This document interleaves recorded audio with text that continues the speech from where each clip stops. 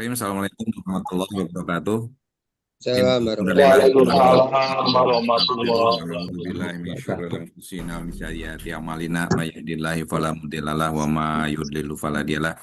Asyhadu an la ilaha illallah wa asyhadu anna Muhammadan abduhu wa rasuluh la nabiyya ba'da. Hadirin jamaah Zumiyah pengajian keluarga besar pelajar Islam Indonesia rahimakumullah. Marilah kita panjatkan puji syukur kepada Allah Subhanahu wa taala.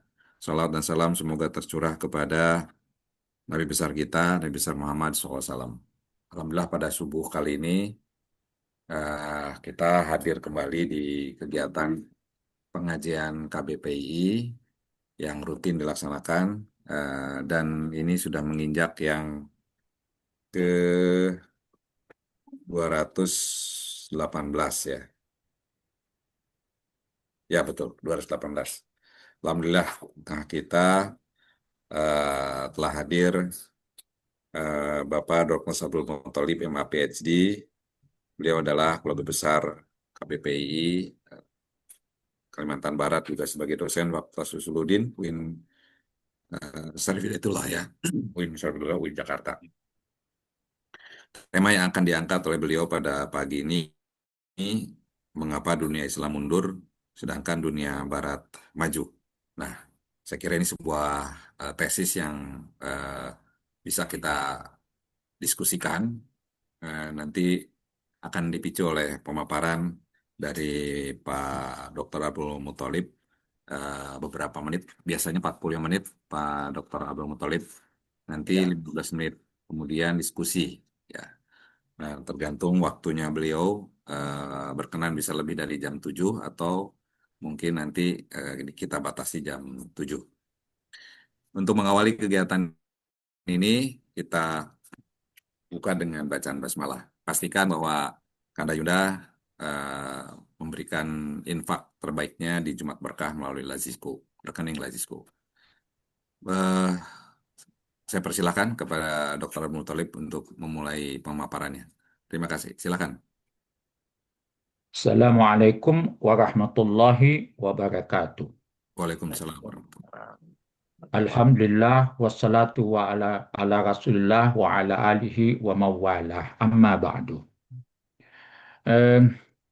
Saudara-saudara, bapak-bapak, ibu-ibu, serta adik-adik, keluarga besar PII maupun adik-adik yang masih aktif sebagai anggota PII, Pelajar Islam Indonesia.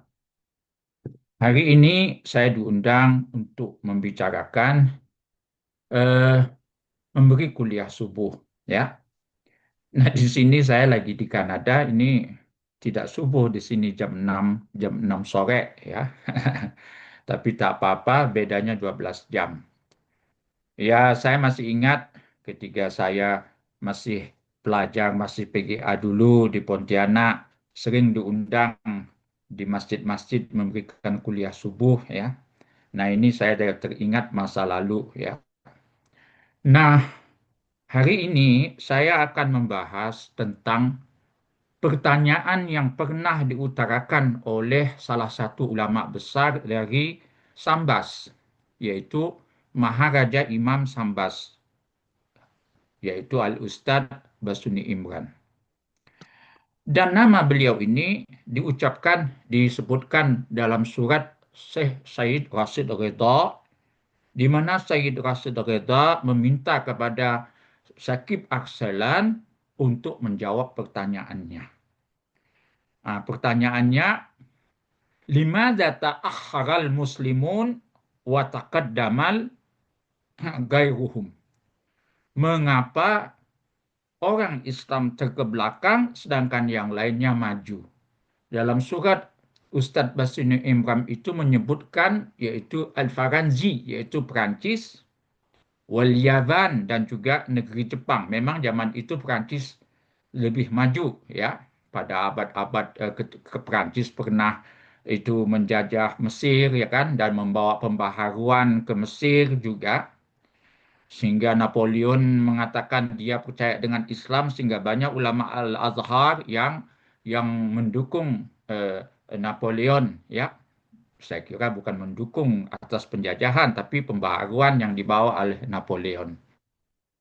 Dan kita masih ingat juga bahwa ada tafsir-tafsir ilmi yang dikarang oleh Tantawi Zauhari, di mana tafsir itu banyak mengupas sains. Ya.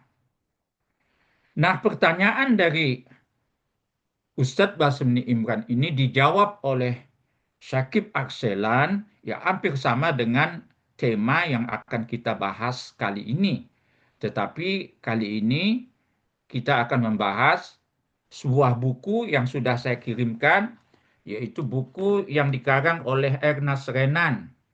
Beliau adalah orientalis yang boleh dikatakan zaman itu maupun zaman sekarang belum ada tandingannya. Ya, bukunya itu, bukunya itu eh, saya cari di sini.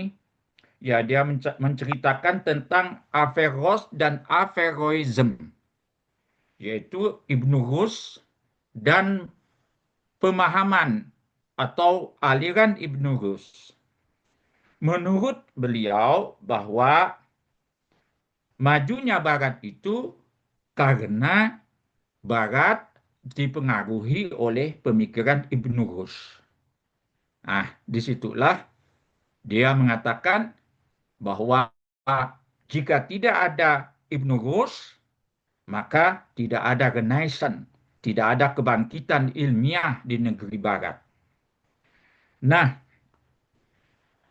Amir, kalau Amir Shakib Akselan tidak menyebut sama sekali tentang pendapat Renan, tetapi Shakib Akselan menunjukkan kemunduran Islam itu karena tidak orang Islam selalu berpaku kepada takdir. Makanya Amir Shakib Akselan memulai pembicaraannya itu mengutip ayat Innallaha la yugayyiru ma biqaumin hatta yugayyiru ma bi anfusihim.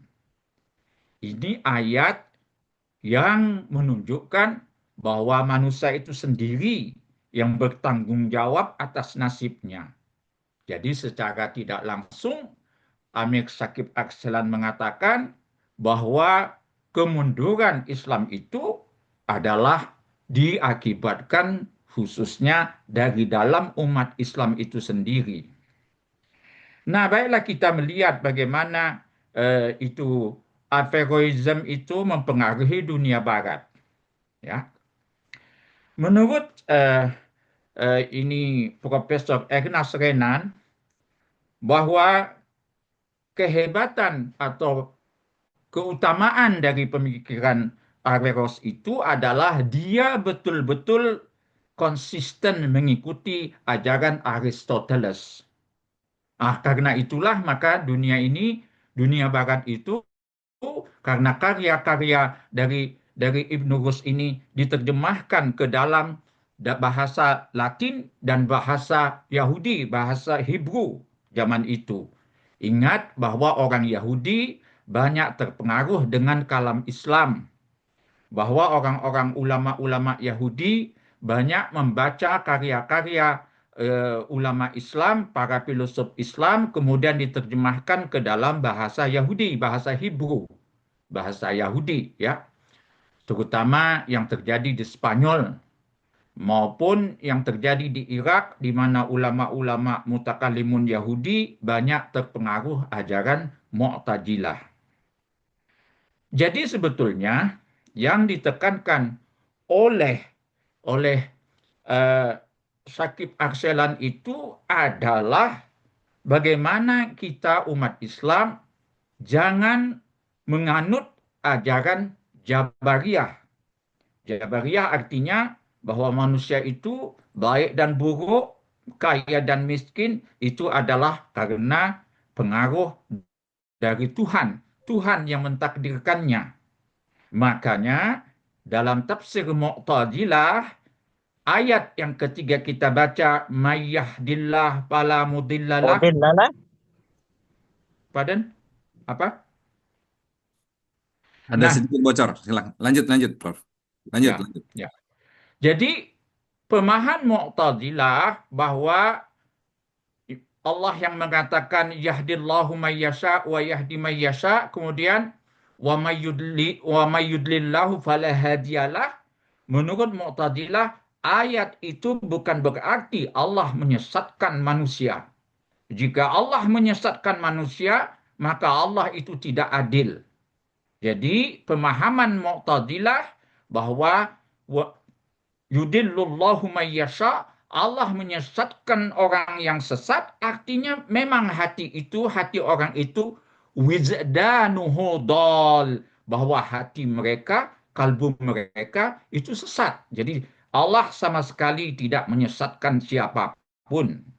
Nah, inilah kelihatannya tujuan dari Amir Shakib Akselan mengutip ayat Inna Allaha la yugayyiru ma apa itu biampusikum. Nah, masih ingat ayatnya tuh? Siapa bisa nolong saya? Inna Allaha la yugayyiru ma biqaumin hatta Iya. yugayyiru Maafkan musik ma ini. biampusihim. Kalau tidak salah ayatnya. Maaf ya. Nah, Allah tidak mengubah nasib satu kaum kecuali kaum itu mengubah nasibnya sendiri. Nah, jadi sebetulnya kalau kita lihat dari dari eh, dari analisa kita tentang kemunduran umat Islam itu, pertama adalah kalau kita kembali juga ke Syakib Arselan, pertama adalah karena umat Islam itu mereka percaya kepada takdir, bahwa eh, keterbelakangan mereka karena memang itu sudah dari Tuhan. Nah, inilah yang menjadi momok bagi umat Islam ketika salah memahami ayat tersebut, ya, sehingga menganggap bahwa kemiskinan, kebodohan, dan keterbelakangan itu datangnya dari Allah, bukan dari kita. Nah, kembali lagi, mengapa Averroes ini atau Ibnu Rus oleh Ibnu Rus? Mari kita kutip sebentar, kita kutip apa yang dikatakan Renan, bagaimana ucapan daripada Ibnu Rus. Nah, menurut Ibnu Rus, jalan orang-orang yang mencari Tuhan lewat jalan mistik tersebut, dia bilang, Ibnu Rus est toujours res étranger à ses polis. Dalam bahasa Perancis, ini bukunya dalam bahasa Perancis. Ibnu Rus selalu menganggap jalan mereka itu adalah aneh. A, se folie. Folie artinya ini jalan yang gila artinya. C'est sans contredit le moins mystique de philosophe arabe espagnol, dia bilang, il proclame hautement qu'on n'arrive à l'union que par la science. Dia mengatakan bahwa il proclame hautement secara jelas bahwa orang akan bisa bertemu dengan Allah union à l'union que par la science, melainkan lewat ilmu pengetahuan. Nah, disinilah saya mengatakan mengapa Barat itu maju, karena Barat mengikuti apa yang dikatakan Ibnu Rus. Mereka melakukan riset, mereka melakukan studi, dan mereka melakukan itu secara intensif. Dan ini juga kembali mengapa bangsa kita, bangsa Indonesia, ya kan, atau bangsa-bangsa Islam lainnya, ya kan, tidak semaju di Barat. Orang banyak mengatakan bahwa filsafat itu maju di Iran. Filsafat itu berkembang di Iran sehingga banyak kawan-kawan kita murtad masuk Syiah. Bahkan mengkafirkan Sayyidina Abu Bakar Siddiq. Karena dalam hadis Syiah itu bahwa yang membaiat Sayyidina Abu Bakar Siddiq itu dekat itu mihrabnya Nabi itu adalah iblis. Itu hadis kadzab, hadis bohong dan fitnah. Ya, karena bagi orang Syiah Sayyidina Abu Bakar dianggap merampas kekuasaan Ali. Karena itu harus boleh dipitnah macam-macam dan lain-lain sebagainya. Nah, eh, kita kembali lagi kepada apa yang berkembang di Iran yang dikatakan filsafat Islam itu bukan Aristotelian, bukan mengikuti atau eh, konsisten dengan Aristotelian seperti Ibn Rus.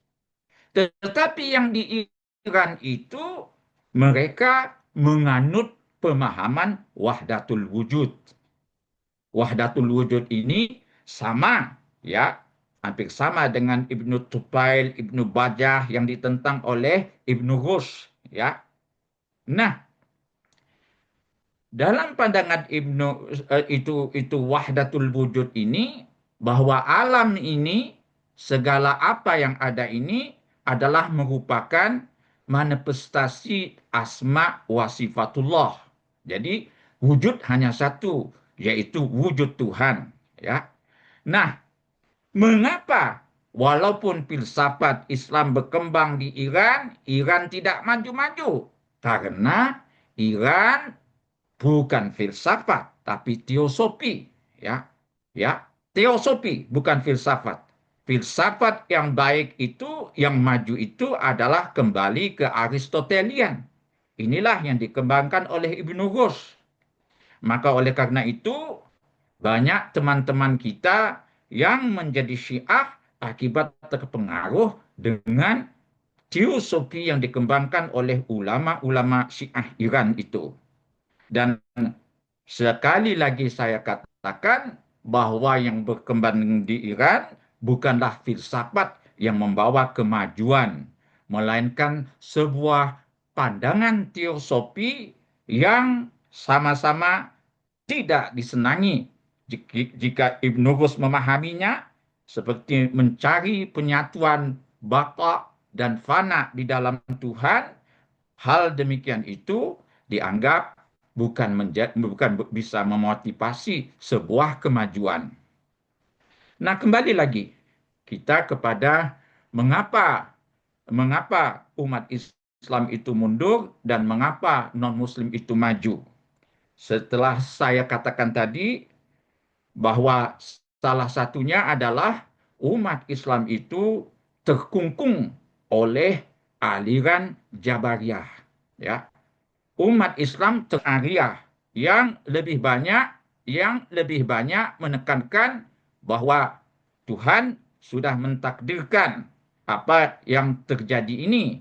Kemudian juga Ibnul Arabi mengatakan bahwa baik dan buruk itu semuanya sudah ditentukan sebelum Allah menciptakan dunia ini. Sebelum kita dilahirkan, sudah ada suatu entitas yang dikatakan al-a'yan as-sabitah, yaitu sudah ada keadaan kita yang akan terjadi di dalam ilmu Tuhan.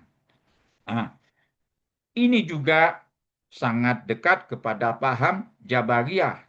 Nah, oleh karena itulah maka saya katakan salah satu kemunduran yang terjadi sebab kemunduran umat Islam itu adalah mereka banyak menganut kepada paham-paham yang percaya kepada takdir sehingga melupakan apa yang dikatakan oleh Allah, yaitu Allah tidak mengubah satu kaum kecuali kaum itu mengubah nasibnya sendiri. Baiklah, kemudian eh, saya lihat lagi di sini. Nah, saya akan membahas salah satu kemunduran Islam itu kita merujuk ke bahaya daripada mistisisme itu. Saya akan merujuk kepada pandangan daripada Ibnu Jauzi. Ibnu Jauzi adalah seorang ulama Islam yang banyak karangannya, yang banyak mengkritik kekurangan-kekurangan umat Islam. Saya masih ingat tahun 71, saya dapat hadiah buku yang berjudul Godaan Setan. Buku itu sebetulnya terjemahan dari kitab ini, yaitu Talbis Iblis. Kitabnya bernama Talbis Iblis. Dalam kitab ini, Ibnu Jauzi mengkritik semua golongan umat Islam, baik mutakalimun, baik para filosof, maupun lain-lainnya. Tetapi yang paling panjang beliau bahas adalah kritik beliau terhadap kaum sufi. Nah, salah satu yang menarik dari eh, uraian dari Ibnu Jauzi ini, ya, apa? Salah satu yang Salah satu kritik yang paling menarik dari Ibnu Jauzi ini adalah kritikan beliau terhadap keterangan Al-Muhasibi dan Al-Ghazali tentang Abdurrahman bin Auf, di mana Abdurrahman bin Auf diceritakan di dalam Ihya ketika meninggal itu tidak begitu mulus jalannya, karena ketika meninggal dia banyak meninggalkan harta. Kata Ibnu Jauzi bahwa pandangan ini benar-benar keliru dan salah fatal. Ibnu Jauzi mengatakan Rasulullah justru menganjurkan seseorang itu untuk mencari harta. Dan ketika meninggal, dia juga meninggalkan warisan kepada keluarganya. Maka kata Ibnu Jauzi, ajaran yang mengatakan tidak boleh mengumpulkan harta dan semua harta harus disedekahkan adalah ajaran yang tidak begitu menurut sunnah Rasul. Nah, perlu kita ketahui salah satu faktor kemunduran umat Islam itu adalah filsafat hidup nerimo. Nah, itu tadi. Nerimo. Nah, menurut Syakib Arselan, ini sebetulnya adalah ungkapan dari hidup orang malas. Nah, oleh karena itu, eh, kata Ibnu Jauzi, kemiskinan-kemiskinan ini sebetulnya tidak harus terjadi karena Rasulullah mengajarkan umat Islam itu untuk mencari harta dan mengeluarkan zakatnya dan memberikan sedekah, tetapi tetap mutawassitah, tetap moderat, bukan semuanya dihabiskan. Dapat sehari dihabiskan hari ini, ya. Nah, ini adalah bertentangan dengan sunnah Rasul, kata Jauzi. Nah, kemudian Ibnu Jauzi juga ingat salah satu faktor kemajuan orang Barat itu adalah kapitalisme, yaitu mereka menumpuk-numpuk harta. Nah, tetapi hal ini lama-kelamaan justru mereka menjadi masyarakat yang generous, yang murah hati. Masyarakat Arab di zaman itu, masyarakat Islam di zaman itu, yaitu anak-anak muda, anak-anak kecil itu tidak dikasih protein. Kata Ibnu Jauzi, justru yang harus makan daging dan makanan bergizi itu adalah anak-anak yang memerlukan hal-hal seperti memerlukan gizi-gizi seperti itu. Nah, kalau kita lihat bagaimana itu bangsa kita bisa maju kalau yang dimakan misalnya tempe saja dan sayur-sayuran, ya kan? Saya tidak tahu, mungkin bapak-bapak, ibu-ibu, teman-teman lebih tahu tentang tempe. Apakah tempe itu lebih bagus dari daging dan baguskah buat otak? Mungkin saya salah, ya.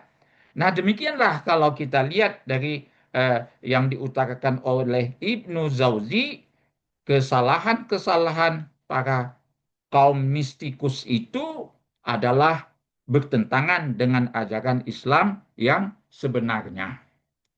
Uh, saya kira cukup sekian dulu dan mohon dikembangkan lewat pertanyaan-pertanyaan.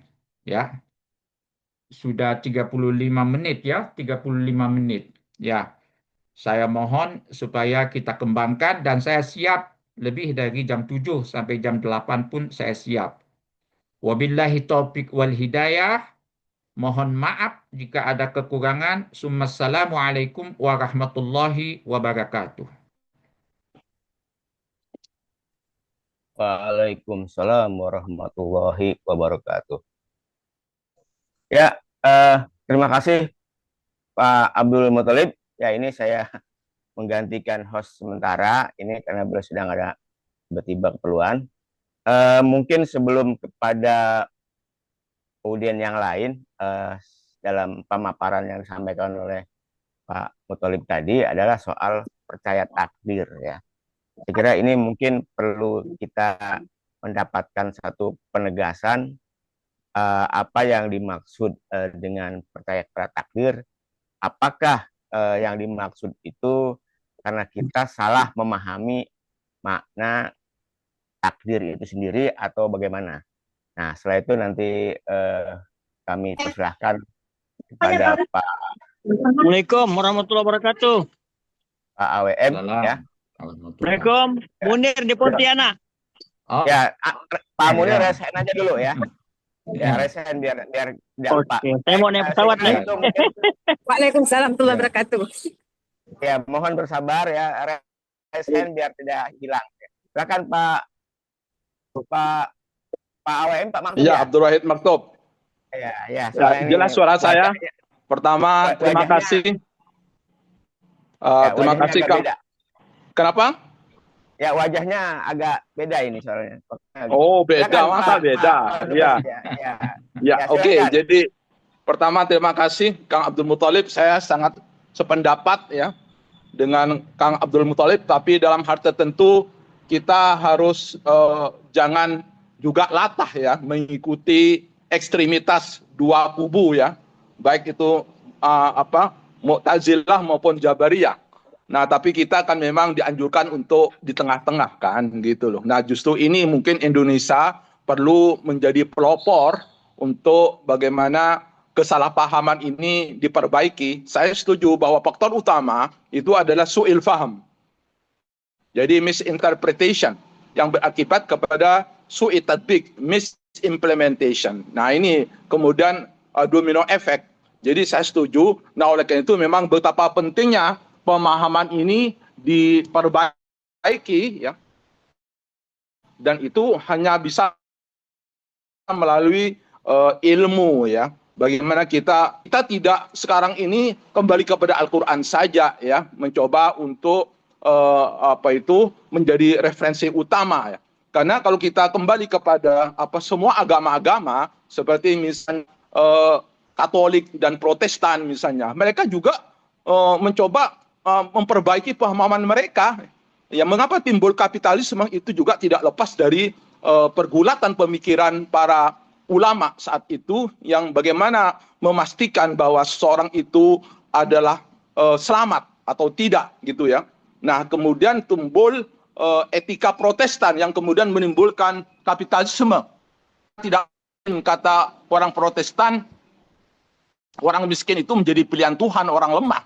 Jadi orang pilihan Tuhan itu pasti kuat, pasti makmur, sehingga mereka ingin memastikan diri bahwa dia itu termasuk orang yang pilih dengan bekerja keras, dengan hemat, dengan menabung, kemunculan kapitalisme. Tetapi mereka menyadari bahwa ada human limits, sehingga kemudian menempatkan di dolarnya itu in God we trust. Itu adalah kalimat tauhid sebetulnya ya, walaupun mungkin pakai bahasa Inggris gitu, tapi itu adalah la ilaha illallah sebetulnya. Nah, ini mungkin kita harus kembali kepada pemahaman kita.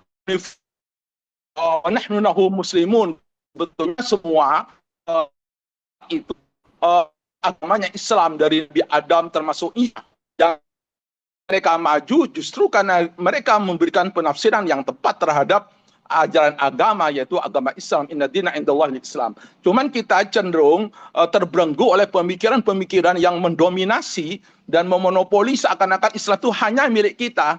Padahal Islam itu adalah semuanya. Nah, mungkin kalau para pemikir seperti Abdul Muttalib itu mencoba untuk melakukan revolusi pemikiran bahwa hakikatnya walahu aslama man fil ardi kulluhum jami'a, sebetulnya semuanya itu berislam. Persoalannya adalah soal gradasi. Sehingga bagaimana kita melihat orang lain itu, jangan kemudian diri kita muslim dianggap orang lain kafir gitu loh. Padahal hakikatnya yang namanya muslim itu adalah aturan. Selama kita tunduk kepada aturan dan itu dijamin oleh Al-Quran, فَمَنِ اتَّبَعَ هُدَايَ فَلَا يَضِلُّ وَلَا يَشْقَى فَمَنِ اتَّبَعَ هُدَايَ فَلَا خَوْفٌ عَلَيْهِمْ وَلَا هُمْ يَحْزَنُونَ. Artinya, kalau kita betul-betul konsisten, kita akan maju. Sebaliknya kalau kita tidak konsisten mengikuti Al-Quran, artinya sumber masalahnya itu adalah bagaimana kita memahami dan mengamalkan Islam, memahami dan mengamalkan Al-Quran. Itu saja menurut saya yang perlu menjadi renungan dan diskusi kita. Terima kasih. Terima kasih.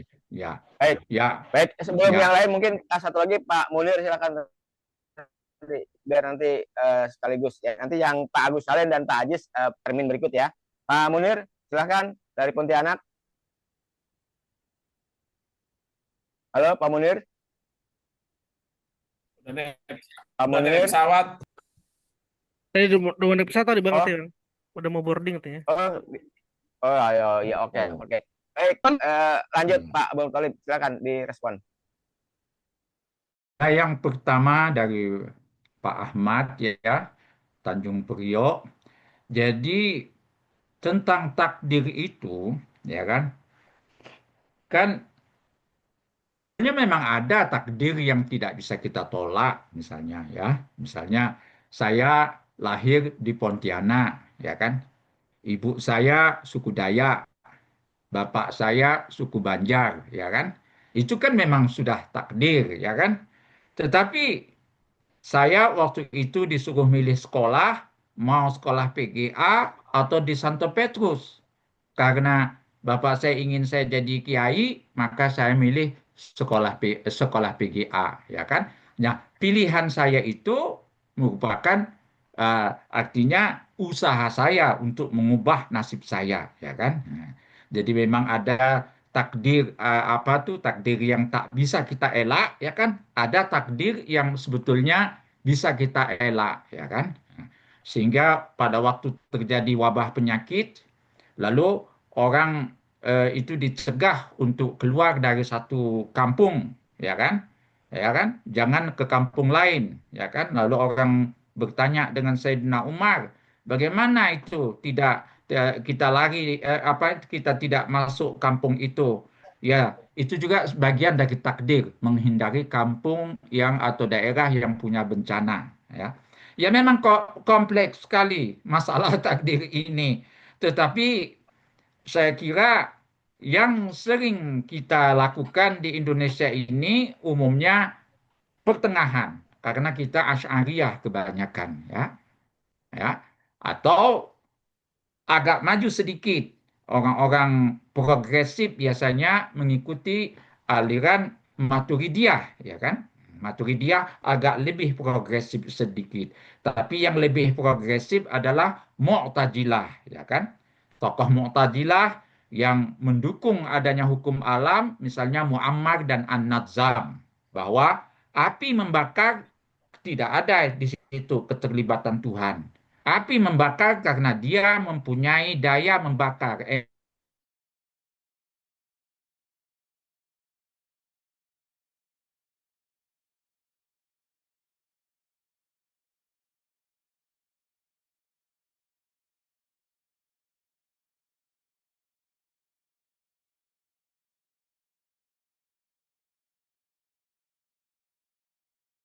Langsung terlibat, maka daya membakar pada api itu tidak akan ada. Nah, itulah masalah yang kita lihat, ya. Nah, tapi kalau kita kembali ke Averroes, kepada Ibnu Rus, dekat kepada An-Nazzam dan Muammar, kedua ulama besar Mu'tazilah ini menganggap adanya hukum alam, ya kan?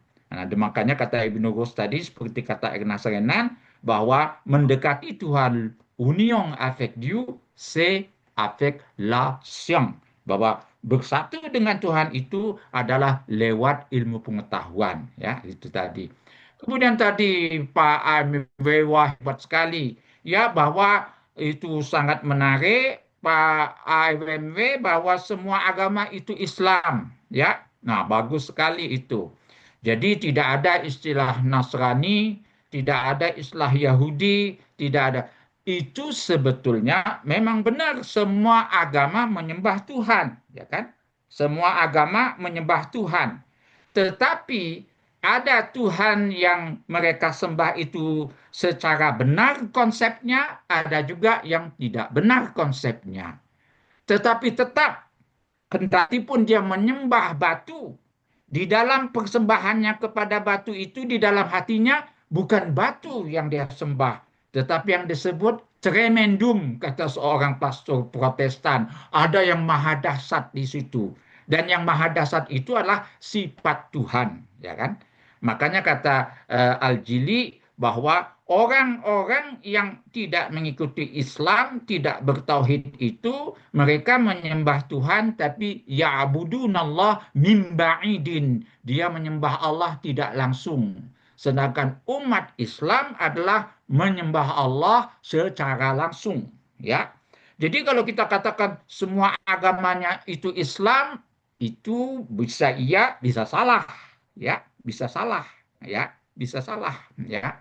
Karena sedangkan inna dina indallahil Islam bukan dalam makna semua agama itu Islam. Tetapi manusia itu sudah Islam di alam arwah. Ya, semuanya sudah bersyahadat di alam arwah. Ya, itu yaitu alastu birabbikum qalu bala syahidna. Kata Imam Razi, Fahruddin Ar-Razi dalam kitab Mafatihul Ghaib bahwa kekafiran orang Nasrani itu aghlaz, lebih tebal daripada kekafiran orang Yahudi. Karena kekafiran orang Nasrani menganggap percaya kepada Trinitas. Tuhan terdiri dari 3 ugnum, aghlaz, lebih tebal. Sedangkan kekafiran orang Yahudi lebih ringan karena mereka itu bertauhid. Mereka bersyahadat, asyhadu an la ilaha illallah wa asyhadu anna Musa Rasulullah. Itulah tauhidnya orang Yahudi, ya kan? Mereka tidak mempertuhankan Nabi Musa. Nah, jadi tetap Pak siapa nama Bapak ini bahwa tetap ada perbedaan agama itu. Bagaimana Pak? Ya, tetap ada perbedaan dan perbedaan itu dilihat dari segi akidah, ya. Yang kedua dari segi ritual, ya kan? Ritual artinya ibadatnya dan lain sebagainya. Kalau dalam masalah moral, hampir semua agama sama. Tidak boleh mencuri, tidak boleh berbunuhan, tidak, itu masalah moral. Ya, banyak persamaan. Tetapi dalam akidah berbeda-beda, ya. Itu berbeda-beda. Namun ada aliran-aliran namanya perennialisme yang menganggap agama itu satu, yang beda cuma bentuknya, ya kan? Tapi ini banyak ditolak orang. Kalau agama satu, sedangkan akidahnya beda, ya kan? Nah, jadi itu tadi yang saya jelaskan ke Pak Amewe bahwa yang dikatakan Islam itu manusia sudah Islam, sudah mukmin di alam arwah, ya kan? Itu hadis Nabi mengatakan fa'abawahu ayyuhawidanihi au yunassiranihi. Dan ibu bapaknya lah jadi Yahudi dan Nasrani. Makanya kalau orang Filipin itu masuk Islam, mereka dikatakan balik Islam. Kata balik itu sama bahasa Indonesia mereka, bahasa mereka juga bilang balik. Artinya kembali lagi ke Islam, kembali lagi ke Tauhid. Jadi kalau seandainya saya punya teman profesor di Usuluddin, dia bilang semua agama sama. Saya bilang kalau gitu gini Pak, minggu ini ayo ke gereja ikut saya. Saya tes. Oh saya tidak mau. Lah kata semua agama sama, semua selamat. Mengapa Bapak tidak mau? Oh karena orang tua saya Islam. Saya bilang Pak itu adalah pemahaman saya waktu saya kecil. Saya bilang waktu anak-anak. Kok saya Islam? Ya karena ibu bapak saya Islam. Itu waktu kecil umur 5-6 tahun. Tapi setelah umur belasan tahun mengatakan bahwa saya Islam karena Islam adalah agama yang benar. Itu. Ya, Itu. Silakan Baik, kalau ada tambahan. baik. Ya. Selanjutnya Pak Agus Salim dan Pak Ajis. Ya, ini Ajis Muslim apa Ajis yang mana nih? Ya, silakan Pak Agus Salim. Baik, Assalamualaikum warahmatullahi wabarakatuh. Waalaikumsalam. Waalaikumsalam warahmatullahi wabarakatuh. Terima kasih moderator Pak Ahmad SKJ dan pemberi materi Ustadz Abdul Muthalib ya, Masya Allah. Eh, Tentu saja menanggapi terkait dengan masa di mana umat Islam ada kejayaan dan kemudian masa umat Islam mengalami kemunduran. Ada memang banyak perspektif ya. Kalau yang disampaikan oleh Pak Abdul Muthalib ini perspektifnya lebih kepada teologis berkaitan dengan pemahaman Jabariyah, Mu'tazilah dan lain-lain. Lebih kepada saya mencoba untuk melihat pada perspektif yang terkait dengan historis ya. Kalau kita melihat bagaimana Abbasiyah dulu, begitu jayanya, itu eh, ketika sampai kepada titik kelengahan yang dialami oleh umat Islam, lebih kepada materi, maka kemudian kelengahan ini dan kemudian juga ditambah kelemahan dari dalam sendiri, dimanfaatkanlah oleh Mongol untuk mengobrak-abrik Abbasiyah waktu itu. Itu satu peristiwa sejarah yang sangat fatal sekali. Lalu kondisi-kondisi itu berlanjut terus.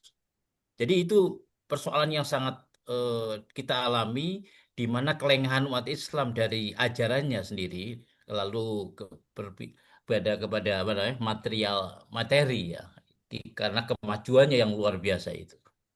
Nah, itu yang pertama. Yang kedua terkait dengan ketika Napoleon Bonaparte masuk ke Mesir. Itu di Mesir waktu itu memang masuk masa Utsmaniyah, apa namanya, terkait dengan waktu itu di Mesir itu yang berkuasa memang banyak orang-orang Turki ya. Tetapi mereka tidak mempersoalkan itu karena yang mereka anut adalah al-ummah al-islamiyah. Titik ini dimanfaatkan oleh Napoleon diganti dengan istilah al-ummah al-misriyah. Akibatnya apa? Akibatnya orang-orang Mesir merasa dipinggirkan oleh orang-orang Turki. Padahal sama-sama Islam. Yang semula tidak mempersoalkan adanya itu. Karena memang tidak ada diskriminasi. Karena memang orang orang Turki banyak di pemerintahan waktu itu. Tapi orang Mesir juga banyak. Hanya saja memang orang Turki punya kelebihan. Nah, di sini memang membuat perpecahan. Orang-orang Mesir yang lalu lebih mengelompok kepada ini tadi yang diungkap oleh Napoleon itu al-ummah al-misriyah, bukan lagi al-ummah al-islamiyah. Ini berbahaya sebetulnya. Ini kan apa namanya, satu ego kelompok, ya, sudah mulai mengkristal jadi ego kelompok. Kalau di Indonesia juga begitu, tidak lagi al-ummah al-islamiyah, tapi organisasi yang menjadi titik pangkal segala apa namanya perjuangan, maka bisa saja ini akan dimanfaatkan oleh pihak lain untuk mengangkat isu-isu ini. Jadi menurut saya kemajuan Islam itu harus ditopang dengan perhatian terhadap ajaran Islam itu sendiri. Jangan sampai lengah, sebab orang-orang di luar Islam akan justru menunggu kelengahan ini. Dan saat ini justru umat Islam mulai bangkit kembali di berbagai tempat. Jadi memang apa yang dikatakan Ustadz Abdul Muthalib tadi, memang saya lihat pada banyak perspektif teologis itu. Itu saja yang saya sampaikan. Assalamualaikum warahmatullahi wabarakatuh. Baik, terima kasih Pak Agus Salim. Berikutnya ini ada Ajis nih. Ini Ajis Muslim apa Ajis yang lain ini? Silakan Pak Ajis. KTP-nya masih Islam, Pak SKJ. Oh, Ajis Muslim ya, karena takutnya Ajis yang tidak Muslim. Silakan. KTP-nya masih Islam. Ya, ya, silakan. Terima kasih Ustadz Abdul Muthalib. Jadi tema ini memang mengingatkan saya pada bukunya Akib Arselan tahun 80-an itu ya, mengapa dunia barat lebih maju dan mengapa dunia Islam tertinggal. Dalam konteks ini saya lebih suka melihat faktor internal ketimbang kita menyalahkan faktor eksternal. Karena kalau nyari kambing hitam lebih gampang ketimbang mengintrospeksi diri sendiri. Nah, dalam konteks Indonesia misalnya, saya menyoroti Indonesia dulu ya. Dulu Muhtar Lubis itu pernah menulis buku tentang karakter manusia Indonesia. Ya, terlepas kita setuju atau nggak setuju, tapi itu menjadi cukup fenomena. Di antaranya adalah ciri khas orang Islam Indonesia adalah percaya tahayul, munafik, hipokrit, nggak mau bertanggung jawab, bersikap dan pelaku feodal dan sebagainya itu. Nah, karena kita orang Indonesia dan mayoritas Muslim, maka sifat-sifat itu juga melekat pada masyarakat kita. Dan itu menjadi bagian dari penyebab terjadinya kemunduran. Dari sisi teologis, kalau kita mau mengakui, Islam masuk ke Indonesia itu kan pada saat periode ketika dunia Islam mengalami kekalahan. Ya. Nah, abad ke-7 kesekian baru Islam masuk ke Indonesia. Dan itu yang kemudian berkembang adalah pemikiran-pemikiran sifatnya Thoreko tasawuf yang mencoba lebih bersifat teosentris ketimbang antroposentris. Jadi pemahaman kita terhadap dogma-dogma agama Quran itu sekarang ini porsinya menurut saya lebih antroposentris. 80% ceramah-ceramah ustadz kita itu sibuk ngurusin soal akhirat, kematian, surga, neraka dan sebagainya itu. Sementara ayat-ayat yang lain seolah ditinggalkan ya. Jadi ini yang kemudian menjadikan kita itu dalam beberapa abad sekian ini karena kita pernah mengalami kekalahan dengan kolonialisme sehingga menjadi eskapis gitu loh. Mengejar akhirat untuk menghindari keduniawian. Itu yang kita rasakan. Jadi hari-hari ini ceramah-ceramah ustadz kita lebih banyak ke situ porsinya. Ngurusin Tuhan, sibuk ngurusin Tuhan, tapi lupa ngurusin manusia, lupa ngurusin dengan keduniaan. Padahal kalau kita baca ayat Quran itu kan banyak mendorong tentang kemajuan. Kamu umat terbaik yang disuruhkan untuk amar ma'ruf nahi munkar. Kemudian orang Islam nggak boleh merasa hina, nggak boleh rendah diri, kamu lebih tinggi jika kamu orang beriman. Itu dogma-dogma yang mendorong kita berpikir kemajuan. Tapi dalam praktikalnya justru yang dominan adalah berpikir yang bukan berkemajuan tapi berketinggalan. Itu kan sains kita misalnya, kita terus terang negara-negara Islam itu paling kecil porsi kemajuan di bidang sains teknologi. Sementara kita lebih banyak kemudian mengurusin bidang-bidang yang keakhiratan tadi itu. Bukan berarti saya benci keakhiratan, tapi porsinya terlalu besar. Gitu kan?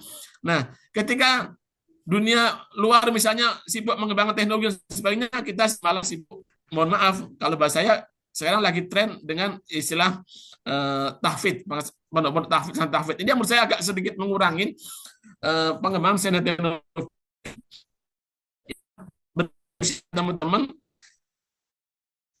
membangun teknologi, pusat-pusat riset global dunia, mengembangkan tapi lebih banyak kemudian mengembangkan lembaga yang berorientasi kepada hafalan. Hafalan itu lebih banyak kemudian soal memori otak, tapi kemudian berpikir inovatif, berpikir rasional, berpikir yang lebih saintis lebih dibutuhkan ketimbang sekedar hafalan. Ya, ini yang sekarang lagi tren. Sekarang lagi tren di dunia ini. Nah, makanya kemudian bagi saya kita harus berpikir memahami dogma Al-Quran ini secara berkemajuan, gitu kan? Banyak sekali dalil-dalil Quran yang sebenarnya mendorong kita untuk progresif. Kunto Wijoyo pernah mengatakan, Quran itu kalau mau dielaborasi itu bisa menghasilkan teori besar ilmu pengetahuan. Makanya dia memiliki istilah ISP, ilmu sosial profetik, itu adalah bagaimana kita berpikir belajar Quran, membaca Quran itu menghasilkan teori pengetahuan, bukan hanya sekedar menghafal untuk masuk surga. Nah, itu yang membuat kita umat Islam ini mengalami kemunduran. Jadi seperti kira-kira begitu. Ya. Ya Pak, ya, terima kasih. Ditangkap ya. Ya. Oke, cukup Pak Adis ya. Ya, baik, silakan Pak Abdul Muthalib ya, nanti biar. Ya, jadi sebetulnya saya setuju bahwa banyak aspek-aspek yang bersifat sosial, kemanusiaan yang jarang dibahas oleh para dai-dai kita. Seharusnya kan aspek-aspek itu dia tentang kehidupan di akhirat, ya kan? Akan tetapi saya kira yang kita harus kritik justru misalnya tadi Sampian mengatakan banyak orang-orang cenderung menghafal Quran. Saya kira kalau kita lihat dari jumlah umat Islam Indonesia dengan hafid Quran itu masih jauh ketinggalan, ya, masih jauh ketinggalan. Jadi makanya ada yang dikatakan fardu ain, ada yang dikatakan fardu kifayah. Fardu ain itu adalah seperti salat, puasa. Fardu kifayah itu adalah profesi-profesi dari umat Islam. Kata Al-Ghazali, walaupun dia sangat menekankan akan tasawuf dan bagaimana mensucikan batin, tapi dia juga mengeluh ketinggalan umat Islam di zaman dia di bidang kedokteran. Dia mengatakan, sangat saya sesalkan zaman kita ini justru kedokteran dipegang oleh umat-umat non-muslim. Ya. Nah, kata Al-Ghazali, sesungguhnya menjadi dokter itu adalah fardu kifayah. Ya kan? Sama juga misalnya adanya pesantren Hufazul Quran, itu juga fardu kifayah. Kalau kita lihat dari skala umat Islam Indonesia, kalau kita lihat yang mau menghafal Quran itu masih jauh jumlahnya kecil, ya kan? Oleh karena itu, saya kira kita tetap mendukung anak-anak kita menghafal Al-Quran. Karena menghafal Al-Quran itu penting sekali, ya. Saya ngajar di Fakultas Usuluddin itu justru yang paling banyak masuk di masternya itu jurusan Al-Quran dan tafsir. Ya alhamdulillah, ya kan? Tetapi di jurusan filsafat sekarang saya mengajar hanya satu mahasiswa. Ah, jurusan filsafat. Padahal semuanya itu fardu kifayah. Seharusnya imbang. Kalau tafsir 22 mahasiswa, yang filsafat juga harus 22 mahasiswa. Yang terjadi memang skala ini membuat kita agak-agak ini juga. Jadi somehow saya setuju dengan Pak Agus Salim. Kalau saya lihat yang terjadi di Usluddin, kenapa di filsafat mahasiswanya itu malahan tidak ada uang kita bayarkan? Karena masternya itu jangan sampai kosong, ya kan. Sedangkan di jurusan tafsir ada 22 orang. Tetapi kalau kita lihat dari skala umat Islam yang 240 juta itu, yang ahli tafsir masih sangat kecil jumlahnya. Jadi itulah. Jadi maksud saya tadi, semua fardu kifayah, semua harus diisi dengan berimbang gitu. Terima kasih. Ada lagi? Bapak dan Ibu sekalian yang masih ingin bertanya, silahkan. Ini di chat ini banyak sekali Pak yang menyampaikan pertanyaan maupun pendapat, ya. Mungkin coba saya bacakan. Ya. Ini dari Haris, ya, Haris Intoko. Ini masalah teosofi transendental mula sadra lebih mengutamakan eksistensi daripada esensi. Apakah ini ada hubungannya dengan kemajuan teknologi Iran tanpa meninggalkan konsep hubungan transendentalnya? Ya, silakan Pak. Ya, Mullah Sadra Syiraji itu adalah ahli teosofi.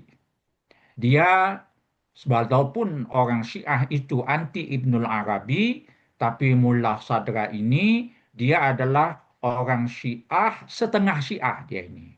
Tidak 100% Syiah. Kalau 100% Syiah tidak mau membaca kitab Al-Futuhat Al-Makkiyah dengan kitab Ibnul Arabi yang lainnya. Jadi Mullah Sadra ini sebetulnya kembali kepada wahdatul wujud. Itu tadi.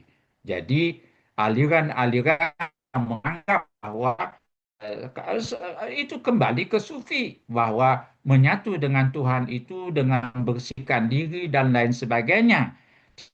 Ini sama yang seperti saya katakan tadi, tidak didukung oleh Ibnu Rus, pandangan-pandangan mistik filosofi seperti ini.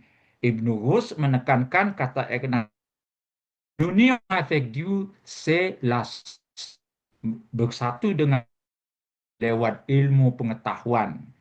Ya, itu tadi. Jadi eh, eh, bagus ajaran Mullah Sadra sama Ibnu Arabi. Kalau kita pelajari itu terpukau kita. Saya mengajar di kelas itu pengajaran Ibnu Arabi senang sekali. Saya juga senang, ya kan? Senang sekali, ya. Bukan main hebat, jauh lebih lebih dalam dari Al-Ghazali, ya kan? Tapi ingat, ini adalah ide istihad ulama, ya kan? Istihad Ibnu Arabi, istihad Mullah Sadra tidak boleh kita anggap sebagai benar mutlaknya. Itu adalah sumbangan pemikiran mereka.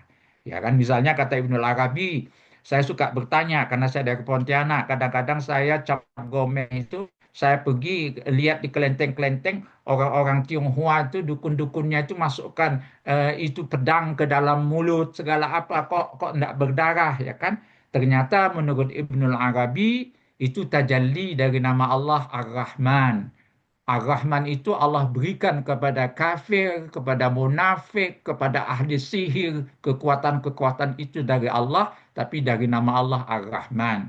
Sedangkan untuk mukmin itu dari nama Allah Ar-Rahim. Memang menarik, ya kan? Ya, itu adalah istihad daripada Ibnu Arabi. Nah, kembali lagi, Mullah Sadra memuji Ibnu Arabi, bahkan Mullah Sadra menganggap Ibnu Arabi ilmunya itu curahan langsung dari Allah Ta'ala, ya kan?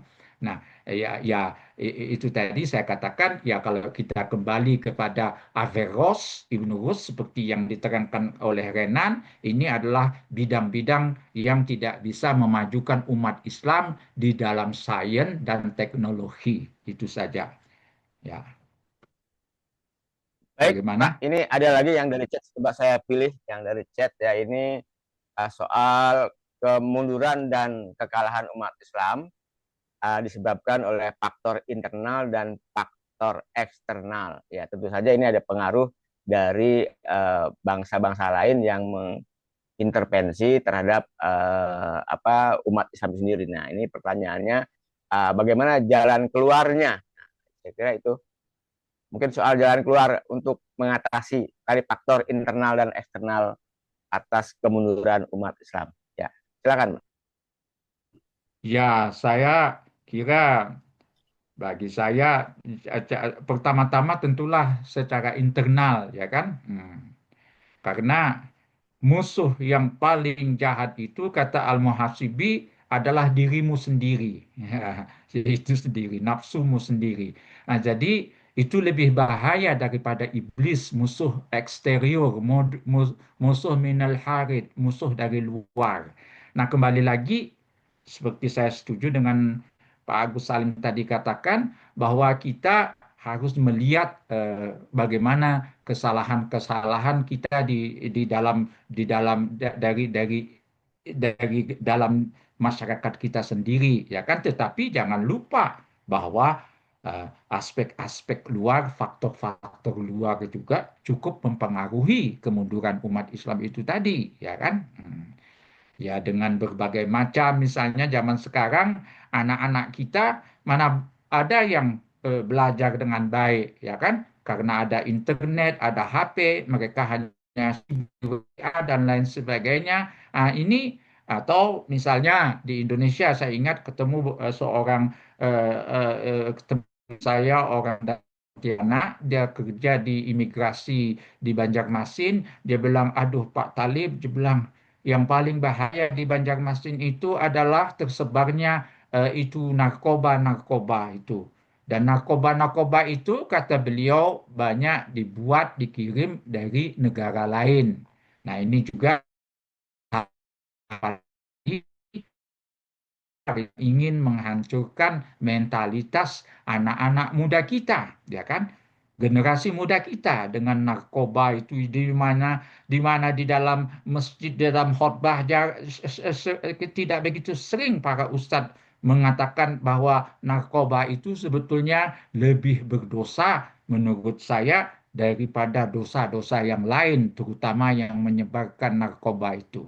ya kan? Nah, itu salah satu jawaban saya bahwa sebetulnya ada itu kendala dari dalam dan kendala dari luar, dan yang dari luar tidak bisa kita anggap enteng juga. Bagaimana? Ya. Baik, Bapak Ibu sekalian, di Jakarta ini Indonesia Barat sudah jam 7.12 ya. Eh, Bapak dan Ibu sekalian, ini Pak ada yang pendapat lama ini sebetulnya bahwa Ya. umat bangsa lain itu maju karena meninggalkan agamanya. Sedangkan umat Islam mundur karena meninggalkan agamanya gitu ya. Jadi kalau umat Islam itu berpegang kepada agamanya, menekuni Al-Quran, ya hudalinas yang tidak ada keraguan di dalamnya, maka akan maju gitu. Nah ini bahkan belakangan dikatakan bahwa musuh terbesar dari umat Nasrani adalah kitab suci itu sendiri. Ya, silakan Pak Abdul Muthalib sekaligus mungkin closing statement ya untuk mengakhiri. Silakan Pak. Ya, jadi memang dari dulu juga umat Islam itu karena meninggalkan apa? Karena Ya, betul itu. betul ya. Sedangkan kemajuan umat non-Muslim itu karena ya ini ada kemungkinan benar, bisa juga kemungkinan keliru gitu. Karena misalnya di dalam kitab-kitab agama lain juga, kitab-kitab suci mereka banyak yang menganjurkan agar kerja keras, agar itu hidup hemat dan lain-lain sebagainya, agar berakhlak, ya kan? Maka oleh karena itu, ya dari aspek moral sama, hampir semua agama sama, ya kan? Tentang tidak boleh membunuh, tidak boleh menipu, tidak boleh. Hanya Yahudi yang agak beda. Yahudi misalnya tidak boleh itu riba, minta bunga uang kepada sesama Yahudi. Tetapi kepada non-Yahudi boleh minta itu interest apa bunga beribu-ribu kali karena non-Yahudi. Nah, ini yang agak beda, ya kan? Kalau di Kristen terserah bagaimana kesukaan antara perjanjian orang itu berdua, ya kan? Sedangkan dalam Islam jelas bahwa riba itu haram baik terhadap Muslim maupun non-Muslim. Nah, jadi kembali lagi dari berbagai aspek ada aspek-aspek persamaan dalam hal moral, ya kan? Dalam hal ketuhanan, ah, semuanya percaya adanya Tuhan, tetapi kadang-kadang mereka memberikan sifat atau Tuhan itu berbeda dengan orang Islam, ya kan? Dalam agama Buddha mereka tidak percaya adanya Tuhan yang maha besar, tetapi mereka percaya adanya bodhisattva. Bodhisattva itu adalah merupakan kalau dalam filsafat Plato seperti nous atau plotinus, artinya emanasi pertama dari Tuhan. Ya, kalau Sufi menganggap itu Nur Muhammad atau Al-Haqiqah Al-Muhammadiyah, emanasi pertama dari Tuhan. Menurut Sufi itu adalah asma wa sifatullah yang bersifat global. Itu tadi. Nah, saya kira eh, pandangan bahwa orang non-Muslim itu maju karena meninggalkan agamanya ada dari satu segi bisa benar, bisa juga keliru gitu. Karena agama seperti dalam kitab Perjanjian Baru, Perjanjian Lama, kitab Taurat dan kitab Injil itu tidak eh, kata siapa ini? Kata Ibnu Taimiyah, tidak, kalau orang bertanya kepada engkau tentang kitab Injil, hadis Nabi kalau enggak, la tusaddiqu wa la tukadzibu. Jangan benarkan, jangan juga dustakan. Karena di Injil itu banyak kalam Allah yang benar. Demikian juga dalam kitab Taurat Perjanjian Lama. Kalau orang bertanya kepadamu, maka la tusaddiqu wa la tukadzibu. Jangan dianggap benar, jangan juga dianggap salah semua. Nah, itu jadi makanya agak keliru juga kalau kita katakan orang lain itu maju karena meninggalkan kitab sucinya. Sedangkan itu dalam itu kitab hadis Ada kitabnya saya lupa, itu ada perkataan Nabi kalau tidak salah atau sahabat saya lupa, la tusaddiqu wa la tukazzibu. Jangan didustakan, jangan dibenarkan. Jadi begitu.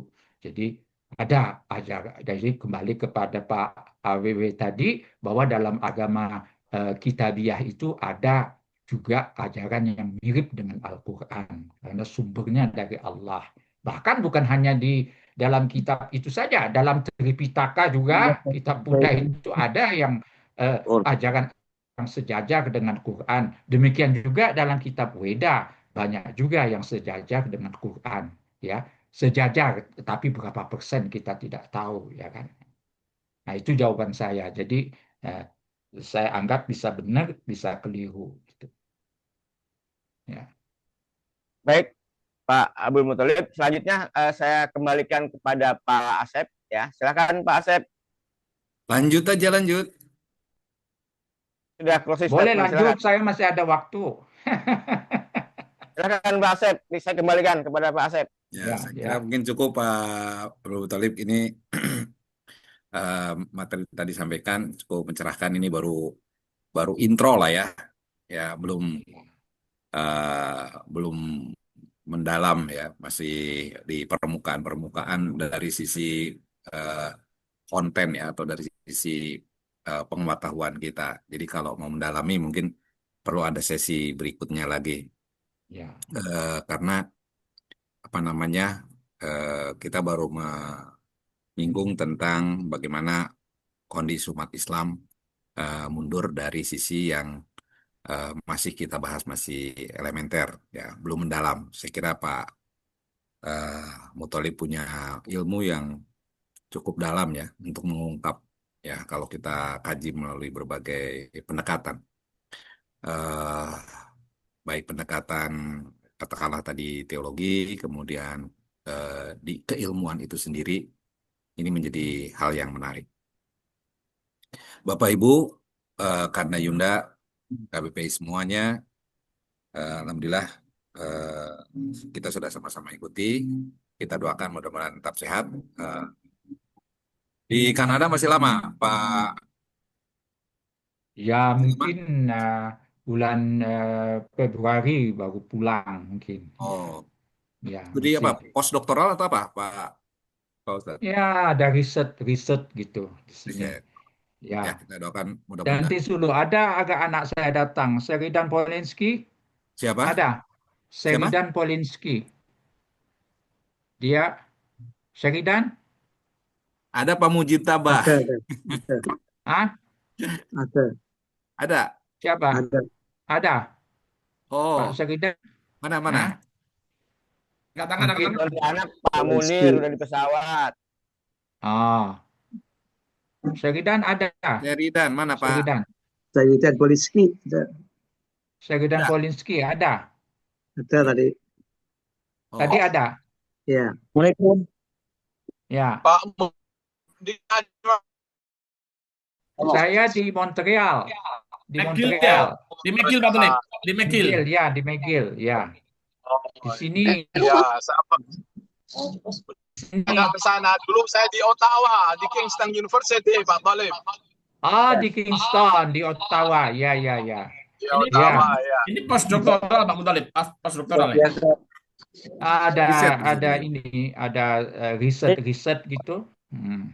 Jadi saya. Vous parlez français bien, Pak Talib? Oui, pas beaucoup, c'est pas très bien. Vous parlez français bien? Oui. Ce n'est pas très bien, mais je parle parce qu'ici on parle. Si vous parlez français avec moi. Oui, c'est ça, parce que vous parlez très bien. Moi, je parle pas très bien. C'est une pratique québécoise. Vous êtes où là?